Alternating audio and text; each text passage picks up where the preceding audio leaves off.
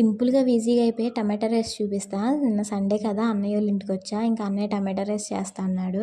అందులో కొంచెం ఉల్లిపాయలు, వెల్లుల్లి, లవంగాలు 4 యాలకులు 3 వేసుకొని, పచ్చిమిరపకాయలు వేసుకొని వేగాక అందులో అల్లం వెల్లుల్లి పేస్ట్ వేసుకున్నాడు.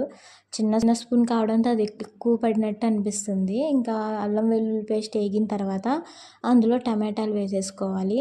అవి కొంచెం టమాటాలు మగ్గిన తర్వాత ఇంకా ధనియాల పొడి వేసేసుకున్నాడు అన్నయ్య. ధనియాలు వేపుకుని పొడి పట్టుకున్నాడు అనమాట.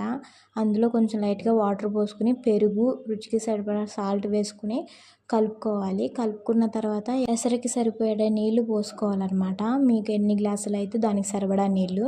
అవి కొంచెం దగ్గరికి వచ్చాక ఇంకా నెయ్యి వేసుకోవాలి. నెయ్యి వేసుకుంటున్నాం కాబట్టి మనం సాల్ట్ ఎక్కువ వేసుకోవాలంట. అంటే నెయ్యి వేసుకుంటే టేస్ట్ తగ్గుద్దంట. ఇంకా సాల్ట్ కొంచెం ఎక్కువ వేసుకోవాలంట. ఇంకా వాటర్ బాయిల్ అయ్యాక నానబెట్టుకున్న బియ్యం వేసేసుకోవాలి. ఇంకో 10 మినిట్స్లో టమాటా రైస్ రెడీ అయిపోద్ది. విత్